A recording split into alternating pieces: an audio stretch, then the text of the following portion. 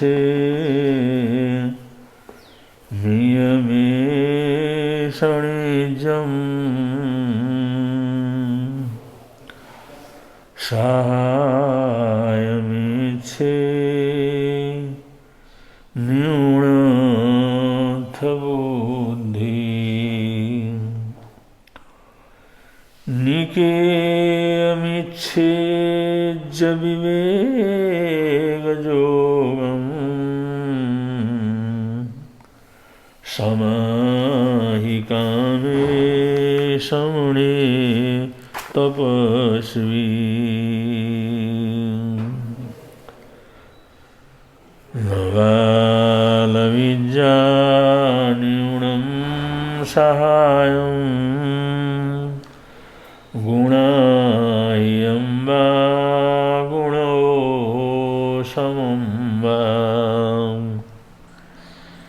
एको विपावाय विवर्जयन्तो विहरेज कामेषु असज्जमानो जायण्डपवावलागा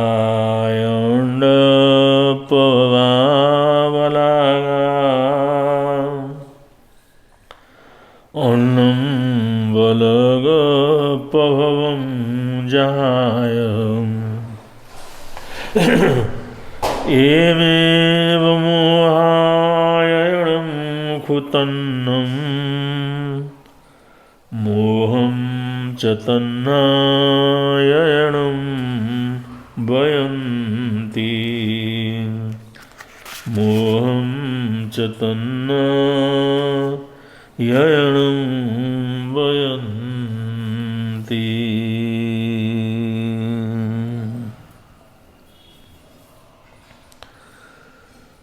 जया चयै संयुगम सभ्भितरबाह्यम। अरहत अरिहंत देव अरहत पुरुष वे फरमाते हैं जया चयै संयोगम। जो ये संयोग चयई माने रीत जाते हैं, निकल जाते हैं।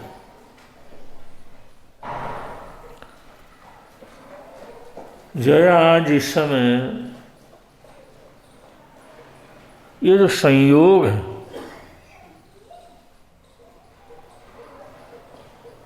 कुछ आंतरिक संयोग है, कुछ बाह्य संयोग है, कुछ जन्म से साथ जुड़े हुए हैं, कुछ जन्म के बाद जुड़े हुए हैं। संयोग ये जीवन में निरंतर जुड़ते रहते हैं। जब से जन्म लिया मृत्यु पर्यंत जुड़ते रहते हैं। कहीं नाम की भूख है, कहीं मान की भूख है, कहीं पदार्थ का लोभ है, कहीं वस्तुओं का लोभ है, कहीं मानव संबंधी जीव संबंधी आकर्षण है। और जहाँ जहाँ पर भी संयोग होता है, मेरापन होता है, दूसरे को पकड़ने की, अपने में बांधने की इच्छा होती है, अपने साथ जोड़ने की प्रवृत्ति शुरू हो जाती है। और ये प्रवृत्ति जब तक चलती रहती है तब तक कुछ न कुछ योग संयोग उसके बनते रहते हैं। तो शास्त्रकार यहाँ पर कहते हैं जया जिस समय ये जो संयोग हैं कुछ पूर्व भाव से संबंधित हैं और इस भाव से संबंधित तो होते ही सारे हैं। ये जिस समय चयंती माने रीत जाते हैं, बह जाते हैं, निकल जाते हैं, उनको ऐसा नहीं करना पड़ता छोड़ने के लिए कोई बड़ा भारी प्रयत्न करना पड़ता हो, संकल्प करना पड़ता हो, ऐसा कुछ नहीं। बहुत दृढ़ता लानी पड़ती हो, बड़ी बहादुरी दिखानी पड़ती हो, ऐसा छोड़ना नहीं होता। छोड़ना सहज रूप से छूट जाना। जो छूट जाता है वो चयई माने छूट जाता है, चयई निकल जाता है। तो ये छोड़ने में भी बहुत अंतर है। एक किसी के समझाने पर या किसी लालसा से, किसी आसक्ति से, बड़े जबरदस्ती, अगला बड़े तरह तरह का जो है उसको अनुमोदन करके, प्रशंसा करके कि तुम वीर हो, बहादुर हो, ऐसा अद्भुत काम किया है, ये कोई नहीं कर सकता, तुम जैसे वीर बहादुरी कर सकते हैं, ऐसे चढ़ा चढ़ा करके, ऐसे अभिमान को पुष्ट कर करके, ऐसे मैं पने को मैं कर सकता हूँ, कोई नहीं कर सकता, हजारों लाखों नहीं कर सकते, वो मैं कर रहा हूँ, ऐसा चाहे अपने आप उस अभिमान को पुष्ट करते हुए छोड़ने का प्रयत्न कर रहा है, या दूसरे लोग उसको इस प्रकार से उसके अभिमान को सिंचन करके, उसकी ताकत को जगा करके, उसके अभिमान को जगा करके, उसके गर्व को जगा करके इस प्रकार का प्रत्याख्यान करवाते हैं, त्याग करवाते हैं। तो ये सब शास्त्रकार कहते हैं ये सम्यक नहीं है, ये त्याग नहीं है, ये तो अपने अहम की पुष्टि है, इसमें कोई त्याग प्रवृत्ति नहीं है, ये छूटना नहीं है। चयई माने ये सब जितने भी संयोग हैं, जितने भी संबंध हैं, जितने भी रिश्ते हैं, ये सब चयई जब हो जाते हैं, चयई माने रिझ जाते हैं, चयई निकल जाते हैं, चयई छूट जाते हैं, उनको छोड़ने की जरूरत नहीं पड़ती। वो आंतरिक जीवन से, मानसिक रूप से, वैचारिक रूप से, जीवन से वो धीरे धीरे हटते चले जाते हैं, हटते चले जाते हैं, और उनकी कोई प्रतिक्रिया जीवन के अंदर होती नहीं है। इस प्रकार से जो चयई माने छूटना है, संयोगों को त्यागना है, संयोग का त्याग हो जाना है, निकल जाना है। और ये इस प्रकार से ये जो संयोग, ये मनुष्य संबंधित भी हो सकते हैं, और देवलोक से संबंधित, परभव से संबंधित, स्वर्ग और मोक्ष से संबंधित, वहाँ का सुख इतना है, वहाँ इतना जो है आनंद है, वहाँ इतना जो है धन दौलत है, वहाँ इतने भोग विलास के साधन है। इस प्रकार का जो दिव्य देव संबंधी, मनुष्य संबंधी हो या देव संबंधी हो, ये सारे संयोग जिस समय रीत जाते हैं, निकल जाते हैं, छूट जाते हैं, वो बाहर हो जाते हैं, वो हमारे जीवन से दूरी बना लेते हैं, हट देते हैं। तो ऐसे संबंध ये भोए सभी प्रकार के जो भोग हैं, सभी प्रकार के संयोग हैं, इन संयोगों के रीत जाने पर ये संयोग छूट जाते हैं, ये रीत जाते हैं। तो रीत जाने का मतलब ये है तब जो स्थिति पैदा होती है, तब जो जीवन की स्थिति पैदा होती है, तब जो जीवन का एक वातावरण पैदा हो जाता है, जीवन की स्थिति वहाँ पर पैदा होती है। तया मुंडे भविताणम पब्बये अणगारियम, माने उस समय वो मुंडित हो जाता है, स्वयं छूट जाना, निकल जाना, ये आसक्तियाँ, ये मेरापन, ये तेरापन, ये राग द्वेष, ये संयोग, जिस समय सभी संयोग उस प्रक्रिया से आगे बढ़ते बढ़ते रीत जाते हैं, सब छूट जाते हैं। तो छूटने के बाद वो स्वयं सिद्ध अणगारियम माने अणगार माने आगार रहित हो जाता है, घर रहित हो जाता है। घर का मतलब स्त्री, घर का मतलब परिवार, घर का मतलब संतान, घर का मतलब धन दौलत, घर का मतलब घर से, परिवार से ही सारा झमेला शुरू होता है, सारे बंधन वहाँ से शुरू हो जाते हैं। इसलिए शास्त्रकारों ने जो संयोगों का छूटना है, संयोगों का निकल जाना है, संयोग से मुक्त हो जाना है, उस अवस्था को शास्त्रकार कहते हैं प्रवर्जन, शास्त्रकार कहते हैं अणगारित। वो अणगार हो जाता है, प्रवर्जित हो जाता है, प्रवर्जित हो जाता है, नया हो जाता है। वो पुराना जीवन उसका छूट जाता है, पुराना जीवन खत्म हो जाता है, पुरानी सारी चीज़ें समाप्त हो जाती हैं। तो नए जीवन का जन्म होता है, नया जीवन। पब्बये माने नए जीवन के अंदर परिवर्तित हो जाता है, नए जीवन के अंदर उठ करके खड़ा होता है। तो जिस समय पुराना सब कुछ छूट गया, नया उसका जन्म हो गया। इस प्रकार से भावनात्मक रूप से संयोगों के छूट जाने से, मेर तेर की सारी चीज़ें छूट जाने से, मैं और मेरा ये सब छूट जाने से जो नए एक जीवन की उत्पत्ति होती है, एक नए जीवन का जन्म होता है, एक नया जीवन निखर करके आगे आता है, तो शास्त्रकार उसको कहते हैं अणगारियम, वो अणगार होता है। तो अणगार की स्थिति यहाँ पर ये बतलाया कि संयोगों का छूट जाना, भेष का नहीं, किसी वर्दी का नहीं। भाई हमने किसी वर्दी को पहन लिया तो हम साधु हो गए, अणगार हो गए, किसी वेश को पहन लिया तो अणगार हो गए। अब दुनिया के अंदर सैकड़ों तरह के वेश हैं और हजारों लाखों करोड़ों लोग यही समझते हैं भाई उसने इस वेश को धारण कर लिया तो अणगार हो गया। वो कोई लाल धारण करता है, कोई सफ़ेद धारण करता है, कोई पीला धारण करता है, कोई और किसी प्रकार की वर्दी धारण करता है, वो वर्दी धारण कर लेता है तो लोग समझते हैं अणगार है, ये साधु है, ये संत है। लेकिन शास्त्रकार यहाँ पर जो अरहत है भगवंत हैं, जो केवल ज्ञानी केवल दर्शन को प्राप्त करने वाले हैं, जो बीतराग अवस्था के अंदर हैं, जो सारे राग द्वेष से जो मुक्त हुए हैं, वो लोग ऐसे परिवर्तन को परिवर्तन नहीं मानते। यहाँ पर उन्होंने यही नहीं बतलाया ऐसा संकल्प करेगा तो वो अणगार हो जाएगा, या 5 महाव्रतों को धारण करेगा तो अणगार हो जाएगा, उसकी प्रतिज्ञा करेगा तो अणगार हो जाएगा, इन चीज़ों का पछखान करेगा तो अणगार हो जाएगा। शास्त्रकार यहाँ पर कहते हैं जैसे निवृत्त, जैसे चयई संयोगम, जया चयई संयोगम, जिस समय संयोग मात्र उसके छूट जाते हैं।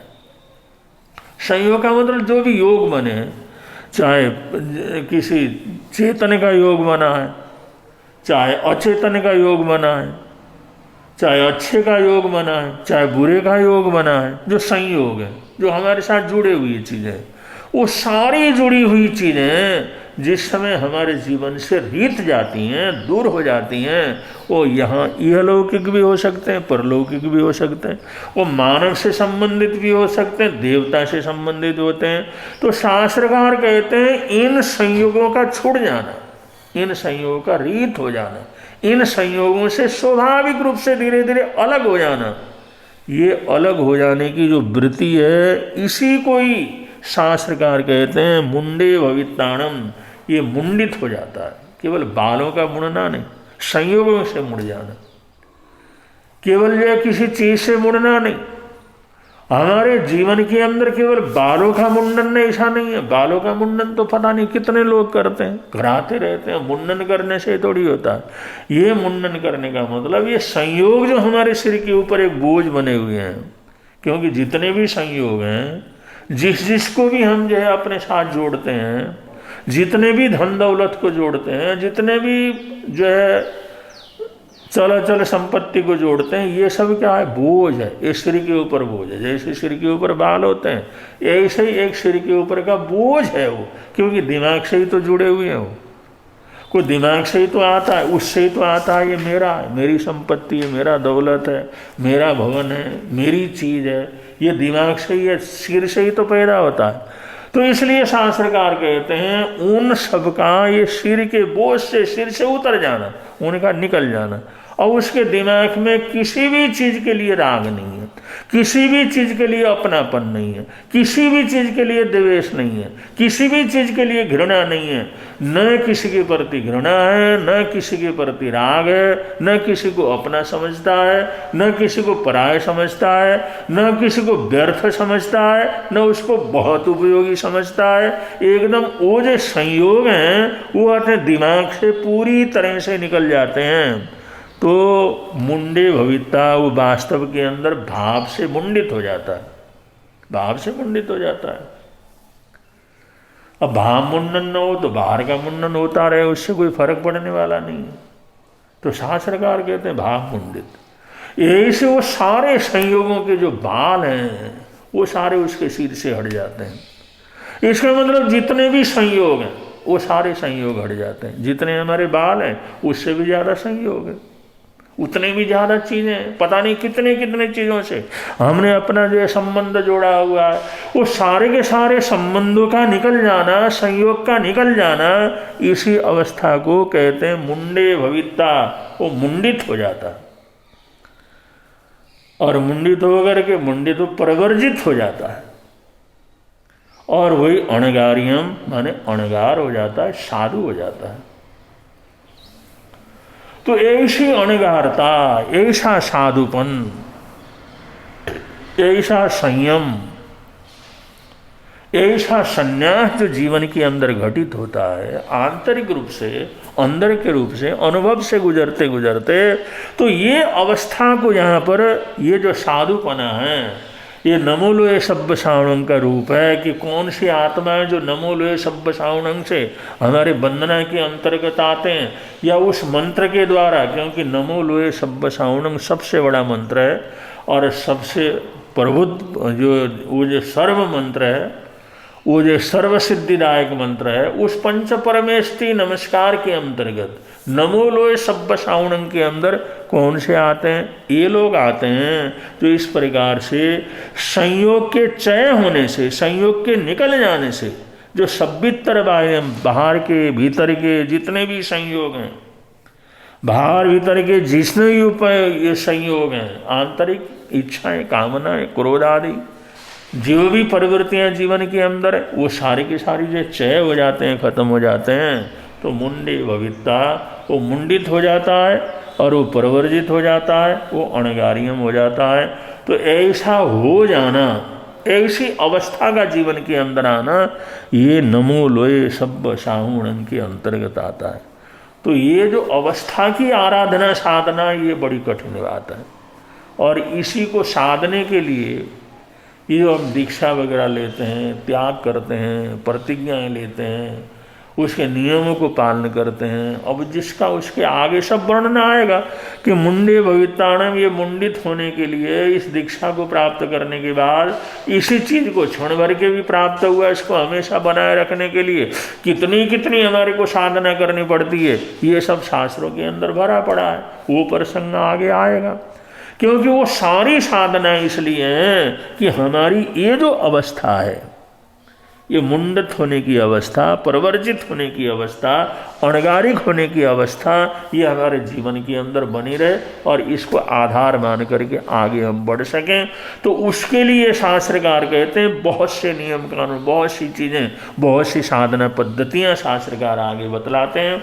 तो ये अवस्था साधु की अवस्था होती है। अब जब ऐसे संयोग टूटते हैं तो फिर वो स्वाभाविक रूप से वो जो है दीक्षित हो जाता है, स्वाभाविक रूप से दीक्षित हो जाता है।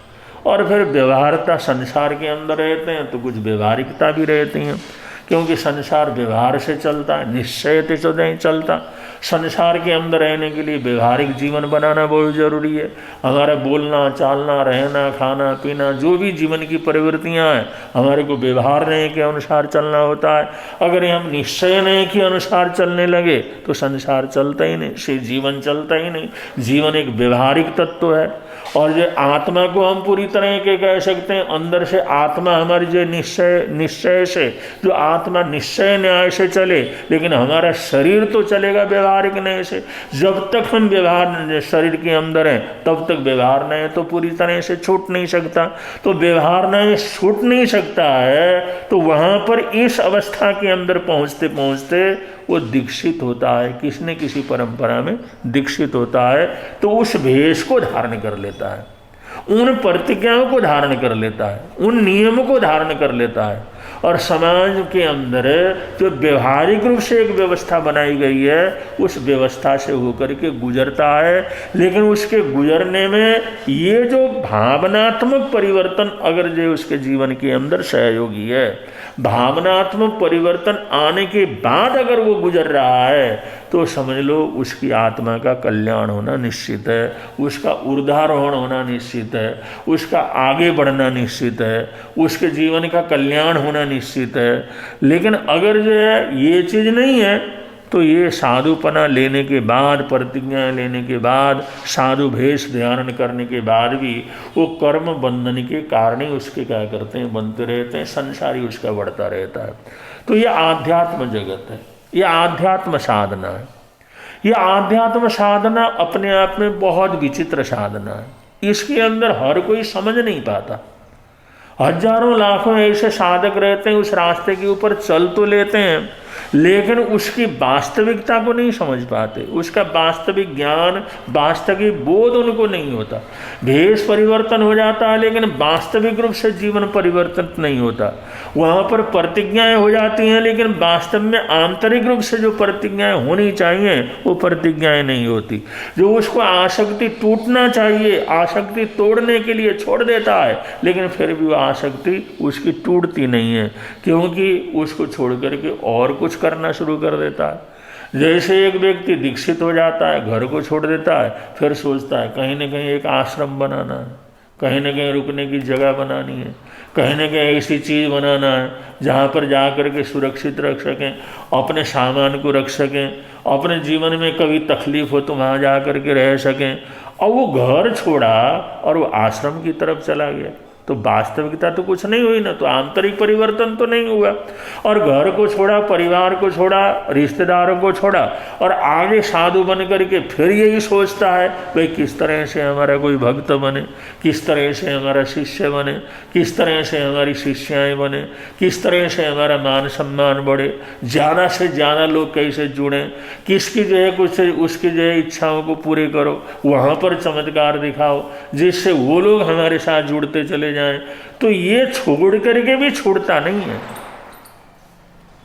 तो शास्त्रकार इस यहाँ पर गहराई से ये बोल रहे हैं कि अगर जो वो छूट जाता है, अपने आप छूट जाता है, तो उसकी साधुता एकदम हो जाती है और ये नियम कानून पचखान वगैरह ये गौण हो जाते हैं और उसके जीवन की जो चर्या होती है अपने आप ऊंची उठती चली जाती है।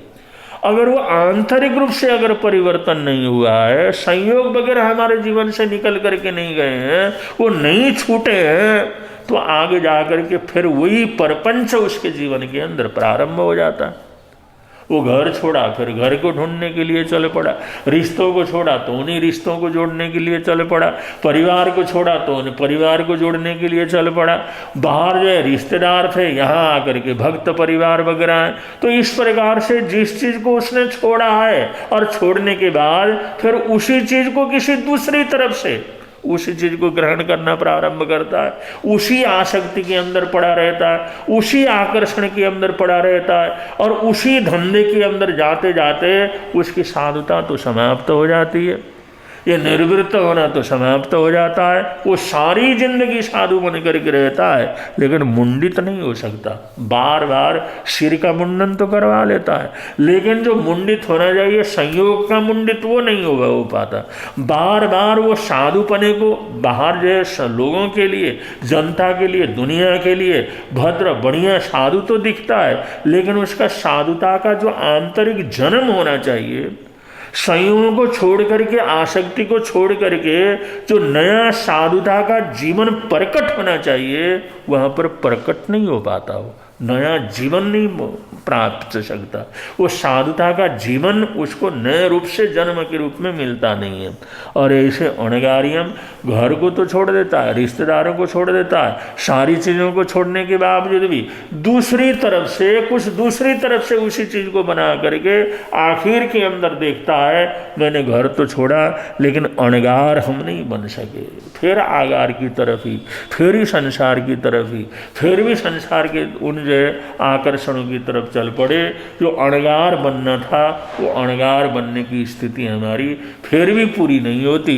इसी कारण से शास्त्रकार कहते हैं, ये बतलाते हैं कि मैं देख रहा हूँ, मैं प्रत्यक्ष में देख रहा हूँ कि इस दुनिया के अनंत संसार के अंदर परिभ्रमण करते हुए हजारों नहीं, लाखों नहीं, असंख्यात आत्माओं ने इस प्रकार से दीक्षा ली है, असंख्यात आत्माओं ने संन्यास को लिया है, असंख्यात आत्माओं ने उन उपकरणों को, जो दीक्षा के उपकरणों को लिया है, लेकिन उनकी आत्मा का निस्तार मोक्ष के अंदर नहीं जा सके, क्योंकि जैसा परिवर्तन आंतरिक रूप से आना चाहिए वो परिवर्तन आया नहीं है।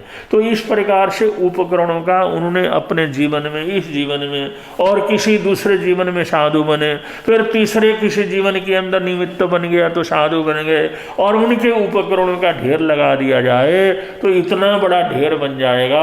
शास्त्रकार कहते हैं, वो ज्ञानी कहते हैं, हम ज्ञान से देख रहे हैं कि उसके उपकरणों का ढेर एक जगह अगर लगा दिया जाए तो मेरू पर्वत के समान एक पर्वत उसका बन जाएगा।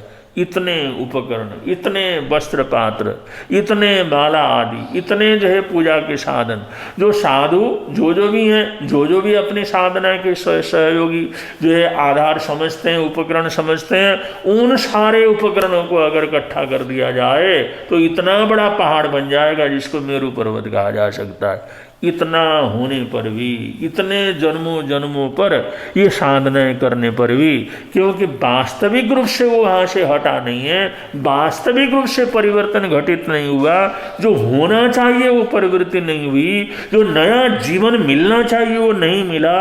तो इस प्रकार इतना कुछ करने के बावजूद, इतना कुछ परिभ्रमण करने के बावजूद, इतने उपकरणों का उपयोग करने के बावजूद और इतने संसार के अंदर नाम कमाने के बावजूद, यहाँ तक इतना नाम कमा लेता है, लोग कहते हैं तो भगवान का स्वरूप है, ये तो साक्षात भगवान है, भगवान रूप है। सब लोग भगवान कह करके उसका पूजा करने लगते हैं, भगवान का भी जो है उसका मान सम्मान मिल जाता है, भगवान की तरह उसकी मूर्तियाँ बन जाती हैं, भगवान की तरह उसके मंदिर बन जाते हैं, भगवान की तरह उनके अनुयायी हो जाते हैं, लेकिन इतना होने पर भी उसकी आत्मा का कल्याण नहीं होता, वो संसार को पार करके निर्वाण को प्राप्त नहीं कर सकता, क्योंकि उसके जीवन के अंदर जो संयोगों के छूटना है वो घटित नहीं हुआ, जो उसके जीवन के अंदर परिवर्तन होना है, परवर्ज्या होनी है, वो परवर्ज्या उसके जीवन के अंदर नहीं हुई। अणगारियम, वो अणगार होना है, वो अणगारपना उसके जीवन के अंदर घटित नहीं हुआ। ये घटित नहीं हुआ तो इतने जन्मों तक, इतने संयोग, इतने बार जो है उस रास्ते के ऊपर चलने पर भी जो जीवन का एक वास्तविक स्वरूप उसको आना चाहिए वो स्वरूप नहीं आ पाया, और वो अब भी संसार के अंदर परिभ्रमण कर रहा है। उसमें हम भी हो सकते हैं, तुम भी हो सकते हैं, ज्ञानियों की दृष्टि में कोई भी हो सकता है। इसलिए सुबह शाम हमारे को चिंतन करना चाहिए, क्या हम वास्तव के अंदर जो दिखते हैं वही सही हैं? क्या हम जैसे दिखते हैं उसी तरह का हमारा जीवन है? क्या लोग हमारे को जो सोचते हैं वास्तव में हम वही सही हैं? या जैसा हम दुनिया को कहते हैं क्या हमारा जीवन वास्तव में ऐसा ही है? क्या हम अपने आप को जो दुनिया के अंदर साधु के रूप में हमारा मान सम्मान होता है, साधु के रूप में हमारा आदर सत्कार होता है, क्या मैं वास्तव के अंदर साधु रूप में? दुनिया जिस तरह से हमारे को त्यागी समझती है वो वास्तव के अंदर मैं त्यागी हूँ? या जैसे मैंने किसी के सामने अपने जो त्याग प्रवृत्ति को प्रकट किया है, वास्तव के अंदर मेरा जीवन त्यागी है, वास्तव के अंदर मैंने सब कुछ छोड़ा है, वास्तव के अंदर मेरे जीवन के अंदर साधुता है, मैं सच्चाई के अंदर साधु बन गया हूँ? ये चिंतन करना, ये देखना, ये लौट लौट करके अपनी तरफ देखना, ये प्रत्येक साधु साध्वी का अपना कर्तव्य होता है। ऐसे साधकों का भी कर्तव्य होता है कि जैसे मैं साधना करता हूँ, योग करता हूँ, आसन करता हूँ, घर में रहता हूँ, लोग धर्मात्मा समझते हैं, लोग महान समझते हैं, लोग चमत्कारी समझते हैं, क्या मैं ऐसा हूँ? क्या वास्तव के अंदर ऐसी साधना करता हूँ? क्या सच्चाई के अंदर मैं पाठ जाप सामायिक संध्या कर लेता हूँ? क्या वास्तव के अंदर श्रावक का जीवन जैसा होना चाहिए या लोग जैसा समझते हैं वैसा मेरा जीवन है? तो ऐसे जो है अपने जीवन के पन्नों को अपने आप पढ़ना, अपने जीवन के पुस्तक को अपने आप पढ़ना, अपने आप उसके अंदर एनालिसिस करना, अपने आप उसके अंदर विश्लेषण करना, क्या वास्तव के अंदर ऐसा है, ये सच्चाई है? इस प्रकार अपने आप को पढ़ना ये स्वाध्याय होता है, और स्वाध्याय तप सबसे बड़ा तप है, और साधकों के लिए स्वाध्याय तप सबसे बड़ी तपस्या है, सबसे बड़ी आराधना साधना है। इसी को प्रतिक्रमण करते हैं, सवेरे शाम प्रतिक्रमण करना अनिवार्य है। प्रतिक्रमण का का मतलब अपने जीवन को पलट पलट करके देखना कि वास्तव के अंदर जैसा लोग सोचते हैं वैसा मैं हूँ, या जैसा मैं कहता हूँ वैसा ही हूँ, या मैं बाहर से अंदर से एक ही हूँ या अलग अलग हूँ, मेरा एक रूप है तो अनेक रूप है। इस प्रकार अपने जीवन को, अपने जीवन के हर पन्ने को, अपने जीवन के हर कोने को, वहाँ पर अंधकार तो नहीं है, अज्ञान तो नहीं है, उसको पलट पलट करके, उलट उलट करके अपने जीवन को पढ़ना, अपने जीवन को देखना, अपने जीवन को पहचानने का प्रयत्न करना, ये प्रत्येक साधु साध्वी का कर्तव्य होता है।